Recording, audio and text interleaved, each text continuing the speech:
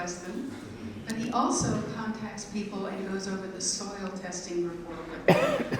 So I see a lot of people who picked up the soil test bags. When you get the report back, CR contacts you and goes over the report with you so you understand what it means. And CR contributed the chocolate chip cookies this morning too. So Good job, CR. This man in the red shirt who was just speaking to you about Backyard Association meeting is Alan Summerlin. And Alan worked in aviation for 40 years and retired. And he's been a master gardener for the last 15 years. And he's chairman of the Backyard Association Committee, and he's done that for 8 years now. So I'm going to turn this over to Alan, and No, I don't need that. All right, good morning. Morning. Good morning. We're going to have a good time. We've got a great speakers, excuse me. They're both good. Again, I want to hope to see you second Tuesday each month. March the 8th will be our next Backyard Association program. And that's at 7 o'clock in the afternoon. Okay. I'd like to introduce our primary speaker this morning, Tim Booyer. Tim received his undergraduate degree in biology from Southern Illinois University and his master's and PhD from the University of Illinois. Tim started his career following his education as a member of the University of Georgia staff, and that was in 1973 as a turfgrass pathologist and agronomist. For more than 40 years, he's been involved with grass seed and turfgrass testing, production, and marketing to companies doing business throughout the world, golf courses, commercial venues, private landscaping. And hence his, also known as, his email address is Dr. Grass. He retired in 2017, but he has continued to work part-time with a consulting company dealing with water and soil and turfgrass issues throughout the world. Tim and his wife, Jan was our past president here with Master Gardeners, so they have deep roots in the times that they've been here in Tallahassee County.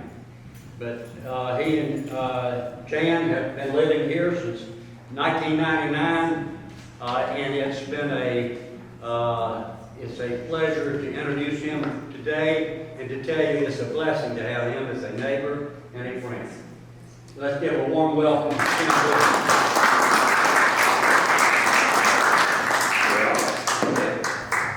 Ready to rock and roll. All right, so speak, we're going to check the voice words. You turn the lights at any time you want. First, if this doesn't work, I'll just talk. How many of you are new to the lawn issue? Now, you're coming for the first time, you're going to learn whatever you can learn. Okay, great. How many know what lawn grass they have in their lawn? How many have Bermuda grass? Raise your hands. There's hope. All right, how many of you have zoysia grass? More of them. St. Augustine. Excellent. And centipede. Very good. And tall fescue. Bless you. And you know why I said that. What about weeds? Because they're mowed. Crabgrass lawns. That's perfect. I'm not sure this isn't working right. But anyway, so we're going to talk about a program on turf and lawns in general. Any of you here in 2016 when we did this? That's good. All right. So I can say what I said. All right, so we're going to talk about essential maintenance practices, weed control, and disease ID and control. And these, I thought was tricky way back far enough. Those were minor issues for us generally, but it's kind of bottom of the list.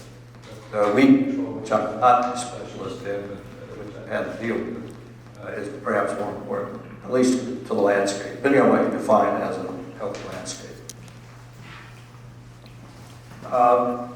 Just generally, we know that these two grasses are mostly water, so we know water is important. You know, they give us better air to breathe, they cool us off, they control some pollution. We've used them for years in water from water treatment facilities, landfill techniques, spray irrigation techniques, where we have to clean material. This is not.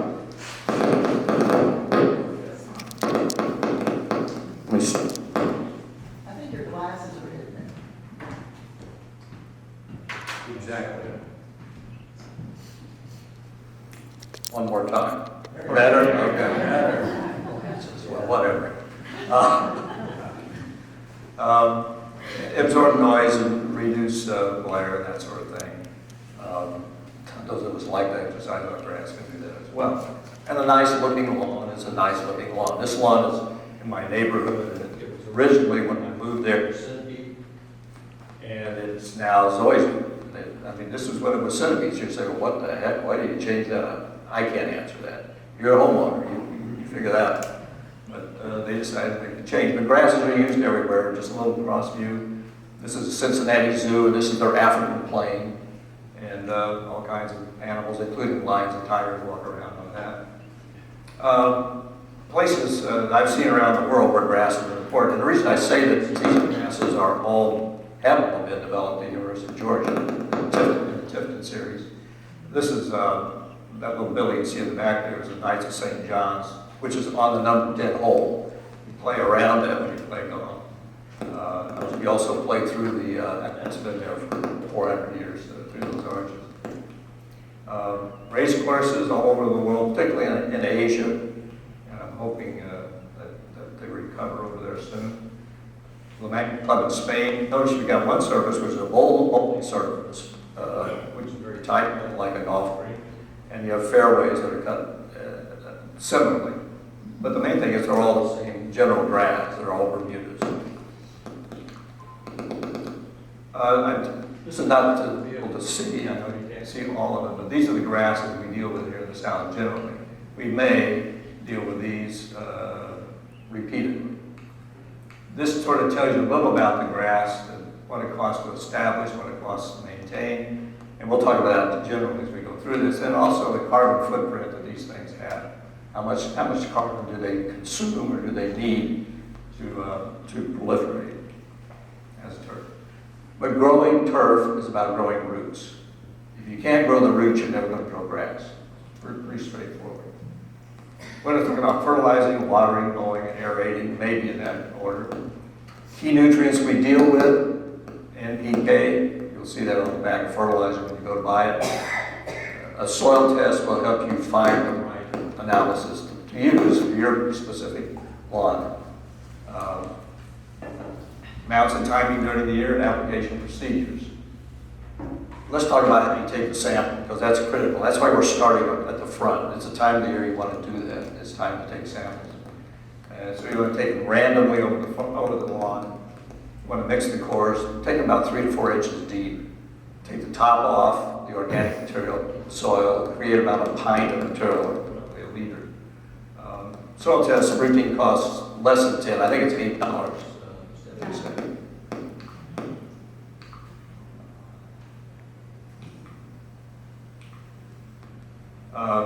The recommendations I just read you from 2022 were also the same recommendations made in 77. So they work, but you have to use them. You want to take them randomly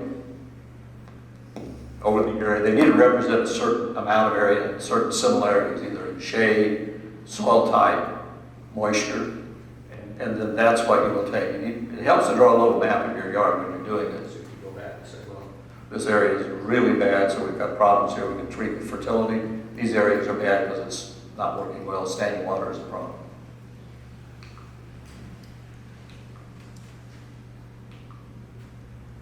Again, here's a hand spade. You can use any device you can get in the soil. I've seen people use a shovel. The key is, the more you randomize the sample, the more exemplary it is of the soil you're actually looking at. And you can see here that organic matter will be taken off either by you or by the lab. They don't look at that. And this is what they're looking at here on the bottom. You want to make sure you use a plastic bucket. Now, back when I started doing this, a lot of people have galvanized buckets and things like that, and you actually can distort the results by putting them in the bucket. So using plastic is better. And again, we have the special paper bags for soils, and those are better than plastic bags. Plastic bags, if they're sealed, tend to affect soil pH and other regions, other nutrient base that will affect pH. And so you want to avoid that. That's why they instead of making these available. This is the information you're going to request. You just check the box. And make sure you put your name and address so that they can get back to you with the results. And you'll hear from the extension office. And that's usually about a 7 to 14 day process. It doesn't take long. Well, let's look at some fertility needs generally of grasses, Bermudas in particular. And we find those have the largest carbon footprint. They take more input than any other grass we grow to look like a lawn. Again, they're used on golf courses, athletic fields, very intensely. A lot of fertility. And here's how. Monthly applications, we're using certain kinds of soluble fertilizers, like a 16-4-8 or 12-4-8. Those numbers are basically, if you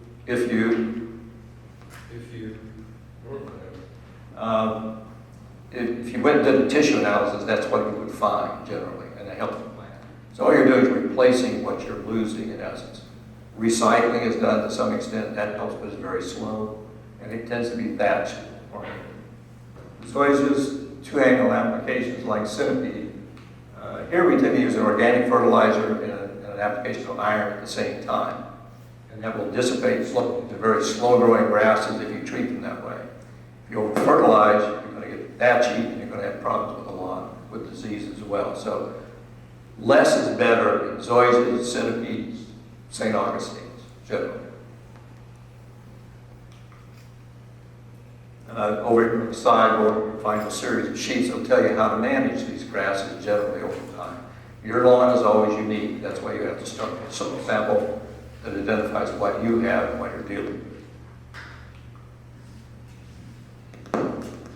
Nitrogen uptake is important. That's why in the Bermuda grasses, for instance, you see 4 to 5 pounds of N per year.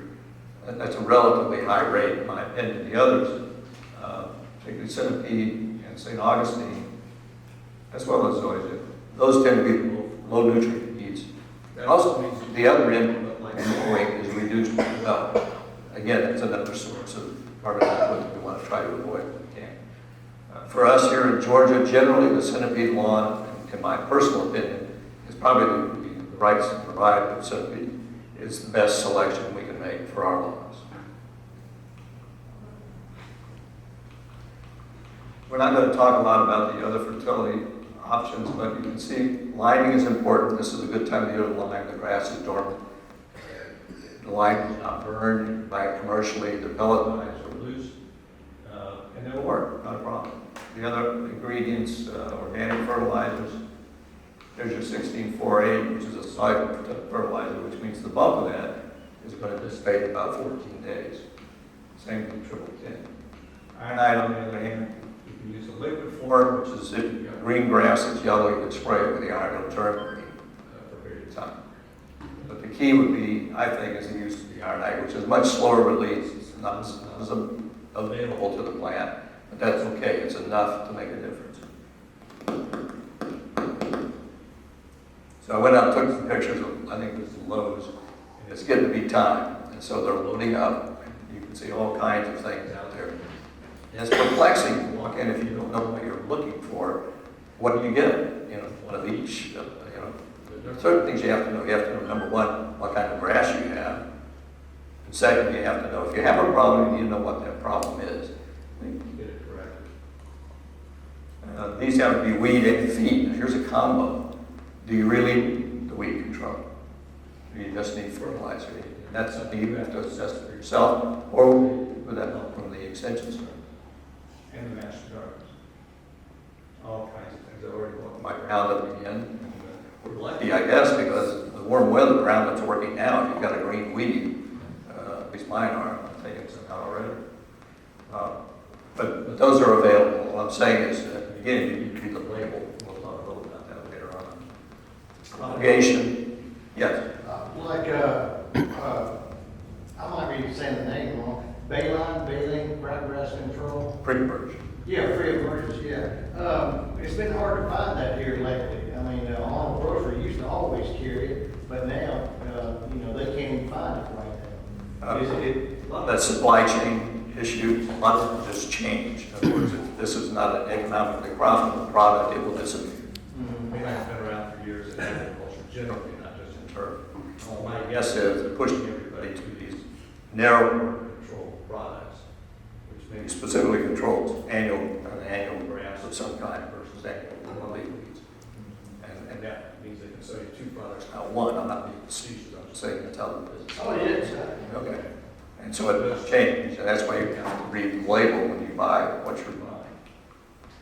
Of course, seed, that was the first picture, just an example of seeds. You're going to see seed prices are going to go up like everything else because of fuel prices in general. So I don't look for that to come down. And you can buy everything from tall fescue down here To, centipede, zoysia. All of these grasses are seed wood. Zoysia is new in terms of seed production, but in the last 20 years, Bermuda grass, seed is available as well. but those seeded Bermudas are not the same plant As your higher Bermudas like Tifway and Tif Green and and those kinds of things. So you're planting planting, seed of Bermuda, don't expect to see it. Of course, fairway when you're through. They don't have that capacity, they have far more input. If you'll stay with the hybrids, which in this case, you're going to get as a sod, because it's basically sterile, and it does not produce viable seed, because it's a hybrid, it's a triplet. and I suspect those prices, In fact, I got a notification email that prices for those things are going up as well. So substantially, 20-30%. Kind of It's a product. Put your thing on. Maybe a little different. I think I'm saying please. Okay. So That's my harsh word, trouble. I'm in trouble. I blame you guys. And somebody mentioned soil 3 earlier.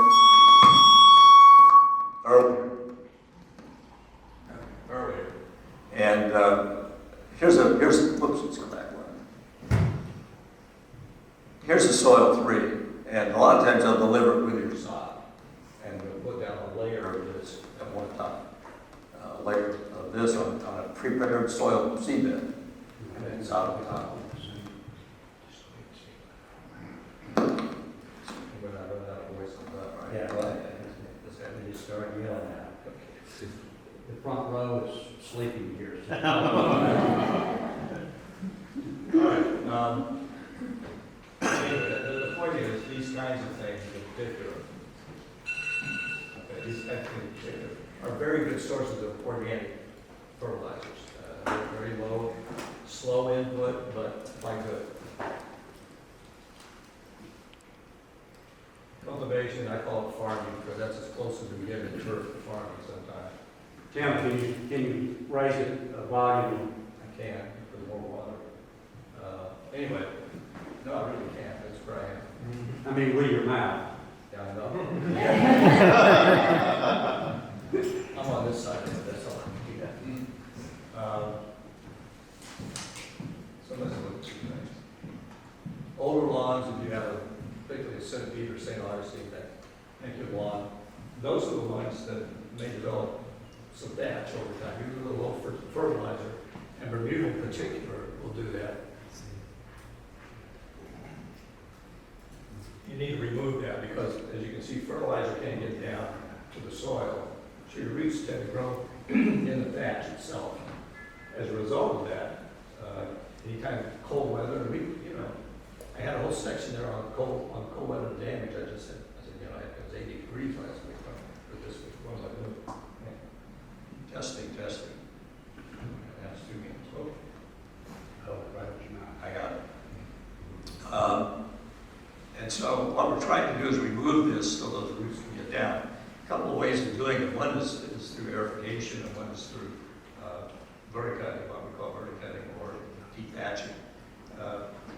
Aerification simply you're putting a hole in the soil, removing the core to the surface. Eventually those holes will close. A lot of times the material you pull out will be cores, solid cores. Those will break up and you'll be able to, they'll actually move back into the hole, but they're looser now. We do this in athletic fields in the wintertime, soil athletic fields with aerifying and leave the holes open. Water gets in, if it gets cold enough, it freezes, it fractures the soil, loosens it, so that by next year you've got a better rooting soil. This is the verticutter on this side, and that's a dethatching machine. You can rent those, and they'll bring material to the surface. You want to do it, aerification as well, when the grass is growing. It's not a good idea to do it necessarily in the winter. Now, we used to, when I came to Extinction Service in '73, we actually had a bulletin that said, how do you burn your lawn off? I think there was enough litigation after we burned a few houses down. Yeah, question back there. Does it matter when you aerate? Yes, you want to aerate, I think, when it's actually growing. So wintertime, not the best time, at least for the lawn. Athletic field is totally different, but lawn, probably not. If you do, what's the worst piece? It's going to be slower recovering. It's going to be, if it's a Bermuda or a zoysia or a centipede, it's probably going to recover anyway, just later than it would. Had you waited till late spring, early summer, when it's actively growing, aerify it, and recover much quicker. And that's really what you're trying to do, is keep the lawn looking as good as long as you can. Is that something you do every year or not? No. And our soils are compacted, old soils, and they benefit from that. But watch your lawn, you'll know when things start to get a little thin. But aerification, probably every 3 years, 4 years, something like that, depending on how much traffic on the lawn too. More traffic, more frequent aerification. The machine on this side is new. It actually just grinds it down to the ground, literally, and the rhizomes of all these warm season grasses spring right back. A little about irrigation. When it's needed, how much, and what time of day. We know what it looks like. There's some techniques we don't see here so much, and that's a leaky pipe, which this is over in Spain. They're growing in zoysia, believe it or not, from seed, and that's how it happened. And then, of course, you got the physical types that we tend to use here. Timers are really important. If you're using a hose type irrigation network in your yard, this is really good in controlling it. Because we all get busy and we forget, and we just turn it on, we leave it running. And then I see my water bill and I realize I left it running. But how many of you have an electrical system like this that you're working with? Just a few, that's good. I've got the same thing, and I basically have turned mine off. What I do is manually turn it on when I need it. If we go 7 to 10 days with no rain in the summer, I'll irrigate. Now that's on the zoysia lawn. Bermuda should react the same way, centipede should react the same way. These things, at least when I turn it on, I know how long it's running. You can over-irrigate, you can under-irrigate. How do you find out? This is a series of small pots that are put out. You run your irrigation, you check your time, you run it 15 minutes, and you go out and measure what's in the cups. And why the randomness? Well, the structure. You may have places that if you have a fixed irrigation system, may have places that aren't getting enough water. You'll find those, and that's what you want to do, is come back and adjust your irrigation system. If you're doing a manual system, probably not as useful, except to tell you how long you run to get how much volume. And normally we're trying to get about ½ inch to 3/4 of an inch a week. Some people would say an inch. But our cool warm season grasses can take a little dryness. That's why they're warm season grasses. Weeds, if you have a healthy dense turf, you normally don't have a lot of weeds, and that's what we want to do. We have herbicides that we can use as well, but I believe strongly in mowing at the proper height and mowing frequently. If it's only weeds to mow them. because as you cut them down, a lot of these are cedars, and if you cut them down frequently enough, they never seed, and there'll be less and less of them over time.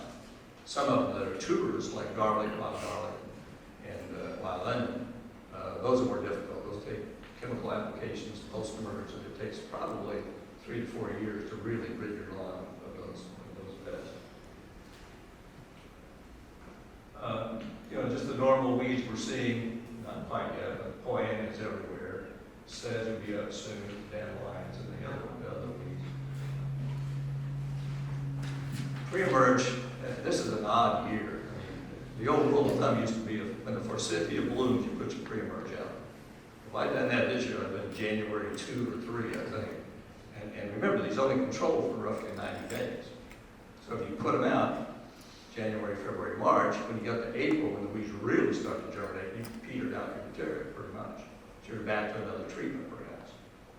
So it's better to get them out on a fixed time. Some of these weeds are going to get through, it's just the way it is. But if you do this annually, you're going to begin to catch those weeds that are missing. And this way they'll thin themselves out. You shouldn't see them. But it's nature. They live there too, and they're going to fight for a position in your yard.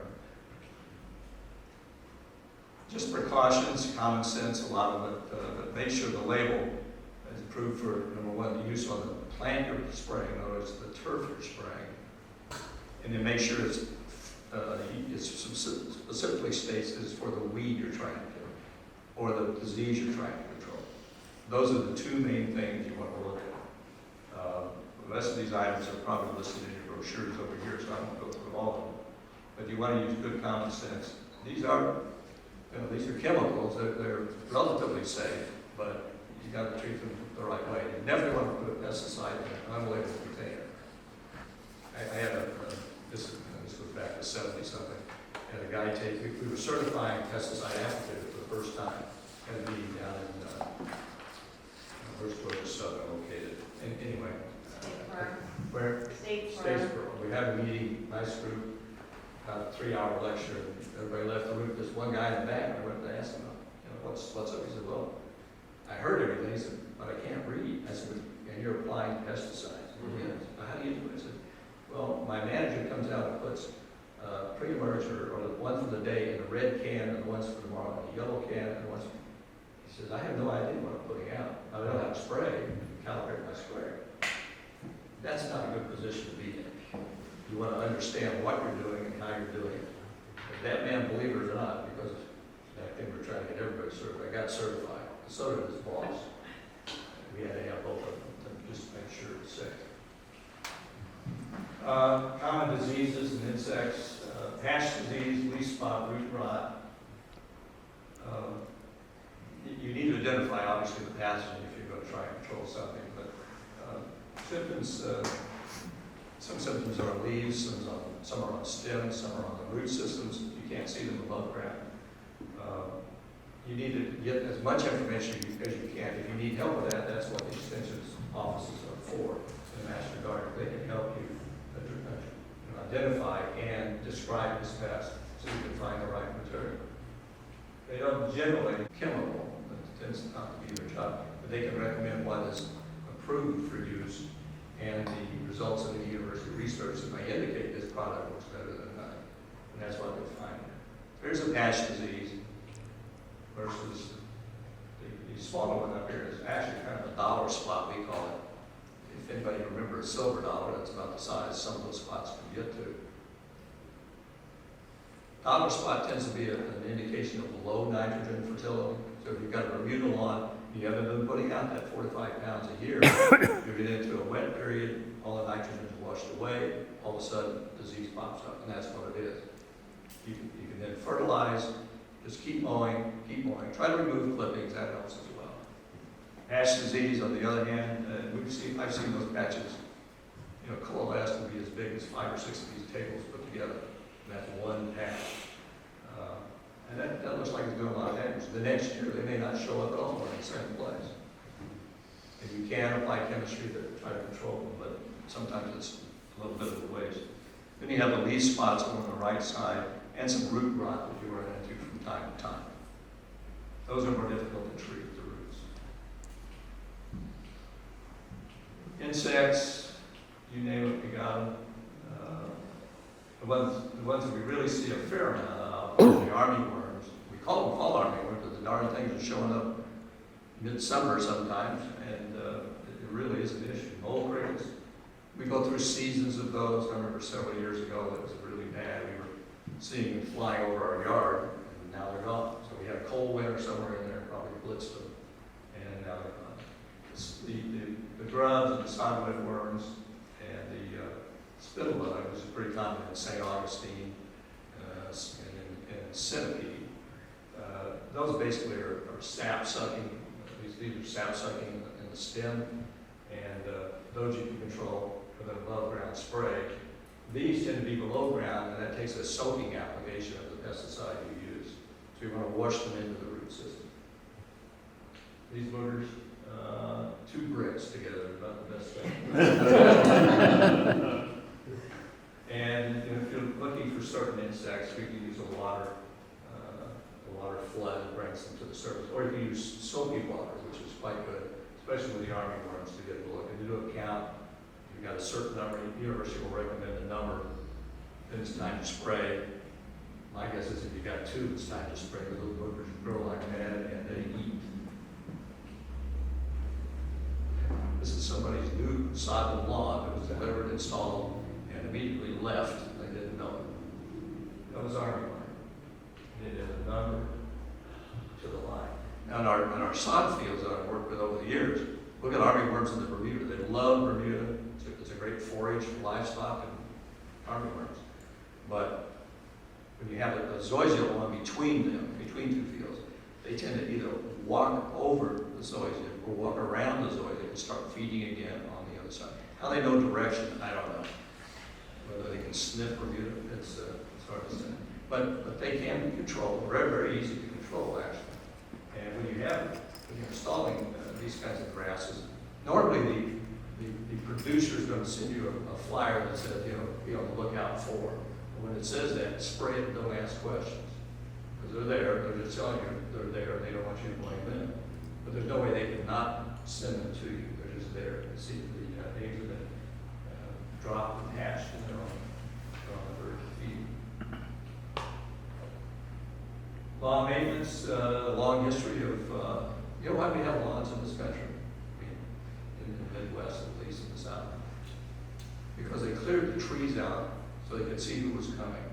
And what was left was stumps and some place between the stumps. And eventually, those became lawns. We didn't like looking at the stumps in our front yards, and that had been cleaned up. And so you had livestock freely walking around, no fences back then, you just sort of kick a pen, didn't have a problem. Some people got lazy. They wanted the walking lawnmower, which was difficult. Let's talk a little about the lawnmower, because it's this time of the year, it's time to start doing these things, and one of them is the servicing your lawnmower. You definitely want to sharpen blades. How many of you sharpen your own blades? We've got a few. All right, if you're sharpening blades, you balance the blade. You know what I mean by balancing? Put your finger on it and the blade hangs evenly. There's actually a machine for doing that. You can put your finger on it. And if it's not, you want to take off the side that's holding it down, or take off the side that's up until you get it balanced up. The effect over time is it damages the dry shaft of the mower, so you end up with that kind of damage. And this thing I can never say too much about. Disconnect the spark plug wire when you do anything under the deck of your mower. Washing it off sometimes can be, because it doesn't take much if the mower's been running, and you've got fuel in the line, for you to push that blade out of the way, she's running. And what you draw back may not be the hand you started with. So stay away from that aspect. Always take that wire off. And don't just take it off and let it hang. It may bounce back against the spark plug. Push it away. When it's ready, plug it back on and work like this. And just some common sense, keep the pets away. I mean, the objects that come out of there can come out at a high speed. And you've heard of people who've had damage to an eye or even worse from a lawnmower. Again, common sense things. You'll find most of this in your brochures. Cutting heights generally, and again, this information is available here. Bermuda grass, 3/4 to 1.5 inches. That's one of the reasons why it takes so much energy. You may mow a Bermuda lawn to keep it looking nice 3 times a week, 2 times a week. You know, the golf course is mowing almost daily, certain times of the year. So, again, that's input. St. Augustine, 3 inches, it's a tall grass, really a good Florida grass. Although we have some nice St. Augustine lawns here, it's very nice. Centipede grass, about 2 inches. Zoysia grass, 1.5 inches to 2.5 inches. And that's it. You're gonna mow Bermuda, like I said, maybe 2-3 times a week if you're pushing it. St. Augustine, probably once every week, 10 days.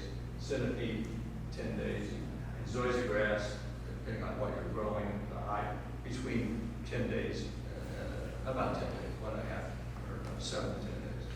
That's about all it takes to keep a nice lawn. And you don't want to miss that too much, because you don't want to remove more than 1/3 of the leaf height at one time.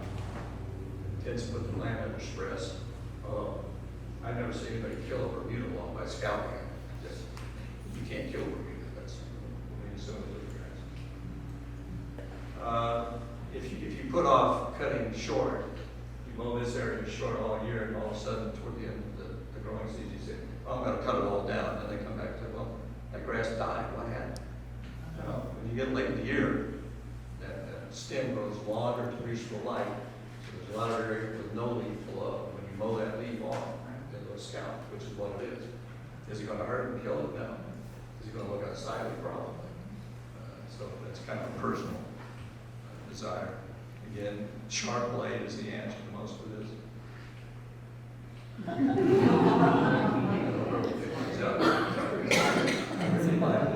just can't figure out how you do it without pushing it. So, and then, of course, we have the conventional. I don't see the big one now. I guess is the zero-turn devices. You can mow your yard with one of those. But the lawnmowers have improved over time, of course, and they're really quite good. These boogers are around. I walk my dog around the neighborhood. He tries to take one out every time he goes around the corner, but they're really quite good. And what we've seen is you don't get that pattern mowing, you get a lot, but you get it kind of uniformity. And one of the things it is doing is cutting weeds, not just grass. And they're programmed so they'll go around and hit all the right areas. And then they'll park themselves at night and charge and come out the next day if you program it, they'll mow again. But it's, and they're not economical like a gasoline powered mower, but they're getting there. And it'll be time soon that we'll see those more common. There's one that's backing up for its charge. Lawn care services, we got some lawn care people here today. They provide things like surveying your lawn. You want to make sure that they're communicating with you, you guys that are in the business. Pesticides are applied, make sure you're a licensed applicator, and make sure they post. And most people do both sides of the yard when they've done that. I think that's probably a state law. More information, UGA. Turf website, which I know they have the link on their brochures.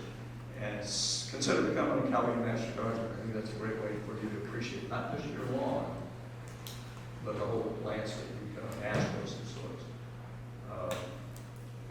I've got a couple minutes, I think, still to talk a little about shade. I can do that because I've lived in shade here until March 26th of last year. Tree competition for lack of water is the big issue, but really light is the major issue. And thin lawns are bad lawns because you're going to get a broadleaf weed in there. That's what happens. Broadleaf weeds can take over light generally. And so we'll see dollarweed and the rest of them pop up.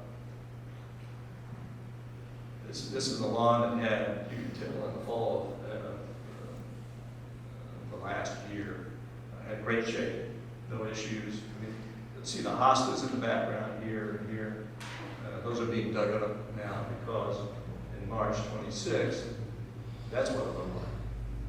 So now you've got to change. You've gone from a forest to a prairie. You've got to change. I mean, what it teaches you is this is true localized climate change. Okay? And that's what climate change is local issues for the most part. But we've had to take the hostas out. In fact, you can buy them at the plant sale coming up, because you can get a pot of them. And we're looking at trees. We got trees last week from the Extension Service, and I'm very, very thankful for that. And so, and the new architect is going to give us a landscape design. So we're now going to a full sun scenario from what was a full shade scenario. And that's not me, that's about 1,500 other people in our neck of the woods. So, but anyway, I think with that, yeah, we'll quit talking about shade. Any questions? Let's start with this. Yes. Does the soil temperature have any effect on the fertilizer? It does, depends on the kind of fertilizer. If it's a digestible fertilizer, it's called water insoluble. It is broken down. Something called blue chip, urea, formaldehyde. Those things require a certain temperature for the bacteria to break it down so it's accessible to the plant as nitrogen. And I prefer those because when the soil's cool and you apply a soluble fertilizer, nobody benefits. Basically, it's washed away. But you can fertilize with the organic fertilizers or organite, those kinds of things, or a slow release coated fertilizer, which is water soluble, which is more, those are more water soluble. But the organite and organic fertilizers and urea formaldehyde, those are all bacterially decomposed and released to the plant. And so that doesn't happen usually until soil temperatures in the 55, 60 range actually. And when that happens, the plant is also beginning to grow. And that's when it wants the nutrients it needs anyway. And so I have no problem applying dormant organic materials like that. I think you actually benefit from it over time, just don't know what to do with it. But it will grow as the plant grows. It will release as the plant grows, and that's what you want to do. Otherwise, you're putting water-soluble applications down, every 2 weeks, trying to make it push and grow. This is much better, I think, Jim. Yes. So when is the best time of year to weed and feed for centipede? Yeah, that's a toughie. Centipede's tough to deal with because it's very sensitive to most of the chemistry we use.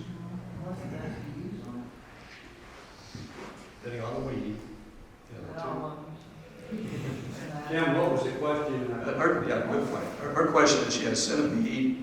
It has at least one of everything in the way of weeds, and she wants to call it a lawn. Well, there's really, chemistry-wise, atrazine, which has been around for a long time, in various forms. But again, I'll say these names, but unless it's on the label, don't do it. Okay? And that's why I really hesitate to give you a specific chemistry. But if you'll go and look on those bags that we were showing pictures, they will list exactly the weeds that are there and the plant it can be applied to, the base plant, centipede in this case. But there aren't many really good centipede. Yeah, that's what I've been finding Yeah. out. But when is the best time of year to do it? Is it too early now, or? The preventive should be out now, unless you plan to seed your tall fescue lawn. Your pre-emerge should be out, I think, now or very shortly. Certainly no later than the 15th. I still think we're going to miss some weeds. I think even the lawn care folks will be aware of it. Yeah. So anyway, that's the kind of thing you're going to look at, yes. What are your recommendations about using mulching blade versus bagging the grass clippings? Well, it depends on the grass as much as anything. I think with Bermudas, in my opinion, you ought to take it away. Because it's so, if you're growing it aggressively, like a Bermuda lawn, or an all-grass fairway, you're going to have a lot of mulch, a lot of material. You keep doing that long enough, you build up that thatch layer. And so if you do that, you should dethatch. The idea of mulching has always been to reduce fertility needs, recycling what's there. Well, the research that we're seeing now is saying, that's a lot of something about nothing, because there's not much there to be released, and what is released isn't available in most cases. And so it's a great theory. It sold well in a certain period of time. Late 90s, maybe early 2000s. A lot of lawnmower companies loved it, and they did well. But the reality isn't there. And so I'm going to either pick it up, blow it off, or keep the fertility low enough so that it's not an issue. It's only when you push it too hard and create too much upper growth that you cut off that you're going to have a problem. Yes? Can you aerate and dethatch simultaneously on a Bermuda grass lawn? Can you aerate and Dethatch. dethatch. I know there are two different machines. Yes. But like, could I hire a guy to do both aeration and detaching on Well- the same visit? You should not need both. I wouldn't do both. If it's compacted soil in any way, aerify only. But let's look at how much aerification you do. You may want to do 2 passes instead of 1, for instance. The more you bring to the surface and break up, the more, well, the softer the soil is going to be. And of course, the better access to fertilizers you apply. Because you now have an opening down. Things like phosphorus don't move vertically in the profile very well. And so that allows it to get down where you want it. As far as the dethatching is concerned, I don't like doing it on, to some extent, on St. Augustine's because you tend to rip up more of the above ground rhizomes and create damage. But on things like Bermuda, as long as the grass is growing, and you want to do that, it's going to improve over time. When you cut those runners in any way, with a verticutter or this kind of machine, the plant breaks and you get 2 instead of 1, so it tends to thicken the turf. And a thicker turf tends to put down the weed population too. That's a combination, but that's, yes. That being said, would it make sense to, I heard you say on a Bermuda lawn, perhaps once every 3 years aerate. On a non-aerating year, you know, if we're noticing thatch, then just. If you're noticing thatch, then if you want to verticut or in some way remove that thatch, but only if it's affecting things like mowing. When you get heavy thatch, the mower wants to mount, so you get scalped areas that tends to lean. And you'll identify that. Then you need to take it down. You want to smooth it out. In some cases, you may have to smooth it out by top dressing. But, and I wouldn't use pure sand as a top dressing agent. That's just not adequate. You want to use something that's sand and soil together, or sand and organic together. But that's kind of what I would do. Again, it's site specific. It depends on what's there, how long it's been there, and how much traffic there is. Yes. When would you put like zoysia seed down? What a great question. When would you put zoysia seed down? Because what we did is we had a bare spot, big huge area that was shady, took out all these trees and put zoysia sod down there.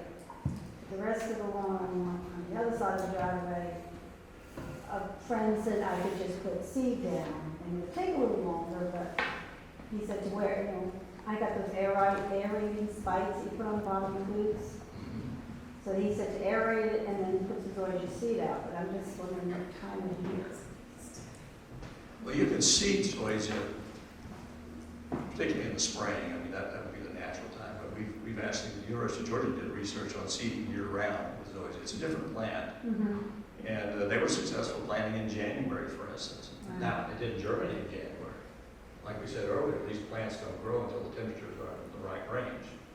But when it hits that area and you have water available and are in soil contact, you cannot bury those seeds because the zoysia seed needs about a quarter of an inch on top. Yeah, I would scratch it. We tend to use verticutters and rakes just to create a groove the seed will fall in. And then once it germinates, it takes about 12 weeks for it to start running and making any kind of cover. It's a very slow process. Right. But just be patient. And Should I put like a weed feed down first no, I on would it? put no herbicides at all. Nothing. I wouldn't even fertilize it because if there are weeds there and you fertilize, you've got to see the zoysia. Fertilizer is going right to the weed. The weed's going to grow, create shade. This plant does not, the seed does not germinate well. Zoysia seed does not germinate well unless they have sunlight. And that's Yeah, a these quarter of are an inch sunny on top. areas, Yeah. so sunny areas. I understand that, but I mean, the key is you got to have enough light for those to actually germinate. And so just don't bury them, I guess is what I'm saying. Yes. I'm kind of still thinking about aeration, core aeration, and then thatching. I have a lot of thatch in my yard, but I also need to aerate. And I guess I'm kind of thinking out loud, Tim. But let's say I aerate this year, and then that dethatch next year, give the grass time from the aeration to to recover and maybe develop some better root systems. What kind of grass is it? Bermuda? You know, the difference between aerifying and verticutting or dethatching is that aerifying is a slow process, dethatching is a very abrupt and immediate process. When you aerify and pull those cores up, what you're hoping for, and what will happen is those will break up over the surface into that thatch. They will trap water in the thatch, and the thatch will decompose. So that's how it goes away. You don't lift it out by the core. You encourage decomposition, and it's a slow process. Verticutting that you're talking about is really just planing it down the vertical, either blades or tines, and pulling it back up out of the way. So if you've got a serious thatch problem, I'd probably start there. I wouldn't go with the aerification first, but I would certainly verticut it and get that material out best you can. And then next year, if you want to aerify, or even later in the season, once you recover, if you want to aerify, you can do that. Some of that depends on traffic, how much traffic they're having, that sort of thing. One thing we used to have to do the actions of snapper high vac mowers, and just kind of sucks up like a vacuum. That works very well. I'm not familiar with it, but that's anything that gets the thatch off down to the soil almost. Yes? So I have Bermuda in the front and Zoysia in the back, and I oversee. Is that not a good idea? You oversee both? Well, lightly with the Zoysia, but more heavily with the Bermuda, because I love green in the winter. Sure. But it's winter ride, and I see a lot of weeds now. How old is the lawn? 3 years. You see weeds in both the zoysia and the Bermuda equally? Not as much in the Zoysia, but a lot in the Bermuda. It's green, but it's a lot. So if your question is, can I oversee with ryegrass? Well, is that a good idea? Is that why I'm getting the weeds? It's Are these tough. winter weeds, will they die off? Now, I'm more concerned about the Bermuda bays. Because if you've got green grass there, we get a mild, cool spring and early summer, that ryegrass isn't going to go away like we want it to. And if it shades that Bermuda at all, it's going to be thin when it comes back, and you will have weeds. Well, that was my second question. When should I scalp it? So I always heard in the spring you're supposed to scalp your Bermuda before it starts to green up. So I'm kind of trying to balance this. I love green, I don't want to scalp my winter ride too soon, but I don't want the weeds to get out of hand. Question about scalping in the spring of Bermuda grass. To me, it makes sense because the way you should grow Bermuda, you should start the season short. You're cutting it and then elevate it gradually through the season. Right. Okay, because you're getting less light and it's going to want to grow taller. If you don't do that, you're going to be scalping by the end of August or mid-September.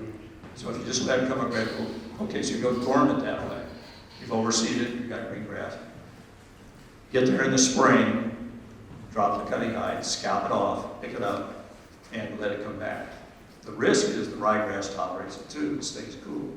And that's why I don't really encourage, or we used to we had a whole business overseeding golf course fairways in about 5 states, and you have to have somebody on the job all the time to make that conversion happen. You got to fertilize that with nitrogen, at least with Bermuda, not zoysia.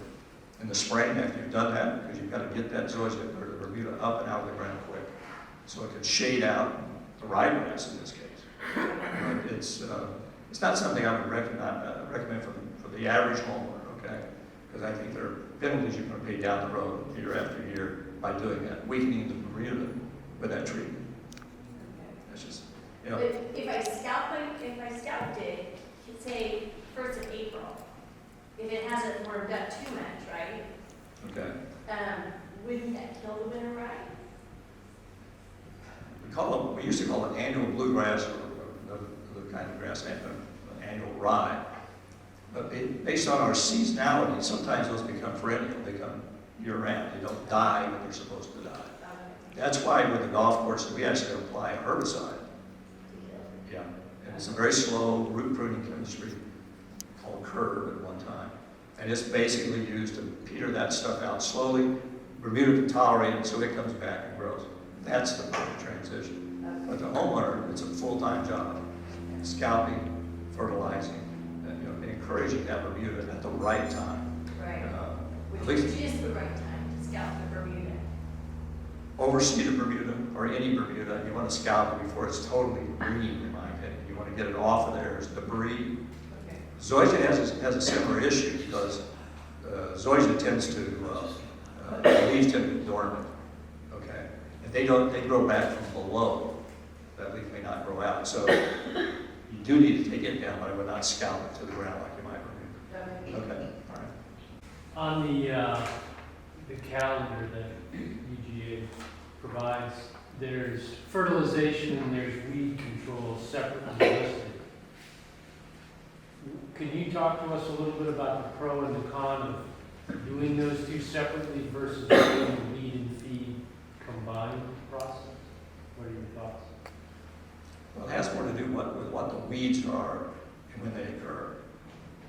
And winter weeds, that's not an issue because you're not going to need the feed, so we're talking about spring, summer, early fall. And the weed and feed has a place, but I have never really encouraged it much because you're putting a herbicide down every time you feed your lawn, in some cases, too often in my opinion. And over time, you can lose the viability of those pesticides because they're doing that. The company that sells you doesn't care that as much as you buy it. And it may or may not work, but make sure it's on the label again. Make sure the weed you're trying to control is on the plant you're trying to grow, and that they're on that label is safe for that turf and toxic to the weed. And that's all I can tell you. Again, I don't see the science, so I can't tell you exactly, but I would always err on the side of less is more in all these cases. And so I would encourage growth, fertility, try to get a dense turf, keep it mowed, and hopefully you won't need as much of that weed. If it's broadleaf weeds, it's a little easier to deal with. If it's the grassy weeds that are a headache, or things like wild garlic, wild lemon, those things. But none of that's going to affect wild garlic, which is a pretty big weed problem. Is there an effective pre-emergent for a grass like this? I can't control it. Sometimes it takes over the whole lawn, a weed. When did it come up? It's got kind of fibrous. Usually you have to see the seed head to identify these things. Yeah. That's okay. Like I said earlier, I'm not a weed specialist. I hate weeds too. Well, these kinds of things,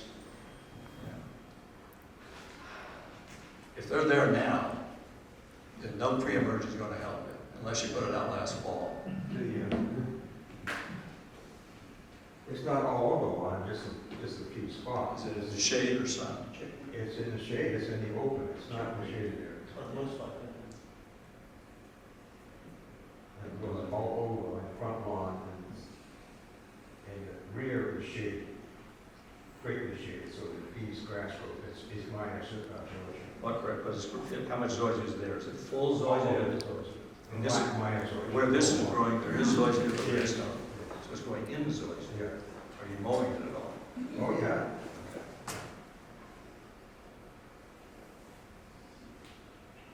I have no answer. Okay. But if you But I check with these. brand, Check with these things. that's a brand of pre-emergent. Brand. That's effective. For these? Now.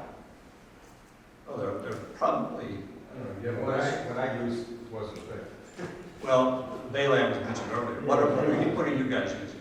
Well, we do Bayline 2 times a year for customers that want it. We do it in about October and the first of February. And the October would take care of this thing probably. Yeah, I mean, that would help control it. And then, you know, you do a post-emergent line, anything with a 2,4-D type chemical in it. Yeah, and you can look on the back of your bags of weed control, and 2,4-D, you're gonna have 2,4, and it's gonna have a big word about that long. I can't even remember what to do with this. We just call it short for 2,4-D. 2,4-D? 2,4-D. 2,4 dash. You can get it in your liquid form too, if you're gonna put it in backpack storage. It's a good product, and we'll take broadleaf weeds out. Is there a brand that's available in the local? Yeah. All of it, yeah. Just, the key is to look at the label Yeah, itself. look on the back of the label of the bag, and it'll say 2,4 dextronosis or something. It's about 15 letters. Okay. There's a lot of it around, it's not hard to find. You can find it liquid usually, which you can dry, I guess, but it's mostly liquid. But it's just a hose applicator of some kind, or a pump applicator. Almost looks like watercress. I think I want to make a salad. Anything else? I think we'll answer up. Got one more back on the left. Yes. What do you suggest for sun, afternoon shade. It's got a big maple tree and the house shades the afternoon, losing the grass. Probably dwarf mongrel grass. That's You cannot grow, well, the Bermuda's out to begin with. St. Augustine theoretically is better, but if it's in the wrong place, it won't survive. It is shade tolerant. And then you've got zoysia, which would fight to survive in a place like that, in my opinion, based on my yard. So I don't know if tall fescue is an option if you want to fight that fight, but that would give you good winter color for sure, and some stress summertime, and reseeding in the fall each time. So that is an answer if you want to keep it grass. But I look at some of these non-turf options as well. We've used, I think moss is used in a number of things. If it's wet and shady enough, they'll survive as well. We've got whole, if you go down to Woodbine, or Woodbine subdivision over here, if you go through Woodbine in the city, you'll see a whole sloping area growing in moss now. And it goes bare, unfortunately, toward the summer, but it comes back pretty quickly in the fall. But it is covering the soil this winter. Oh, just mentioned moss. Some of the problem I got is particularly bad this last year, moss has taken over much of it. And I tried moss out. How's the drainage in your wall? Does water stand where you're talking about? No, it doesn't. It's dry, it's shady, It's shady, yes. is it compacted? Most of the moss area is shady. It's just worse this last year than it has been ever. You may be getting more shade than you had last year. What trees may be growing, I mean, I can't see it, but what I'm saying is, the only reason it's there is because the conditions are correct. Are you in East Coweta? Yes. Everybody in East Coweta has that same problem. It's a lot to do with the soil. It was left there after the 100 years of abuse of planting cotton for 100 years. And that's the reason East Coweta suffers when you go to plant plants. Well, this is particularly bad this last year. But I mentioned moss out. Any other frames that are recommended? I don't recommend that. You really have to fix the environment if you want to kill the moss. You can put things out there. Well, any other application besides moss pillows? Okay. All right, Tim will be around to answer any individual questions for the next 3 hours. Thank you so much.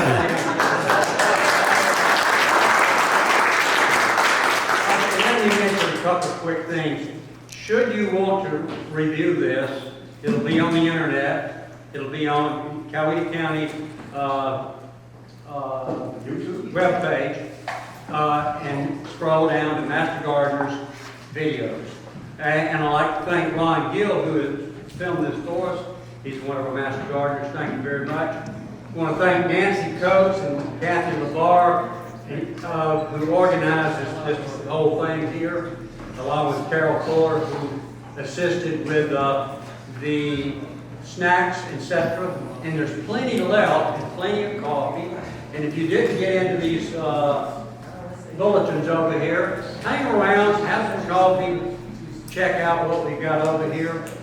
And almost at this point, the most important thing is I want to see you March the 8th, at 7 o'clock right here. We're going to enjoy Artie Schwant's program about cabbage. So thanks for coming out, and we will see you later. Adios.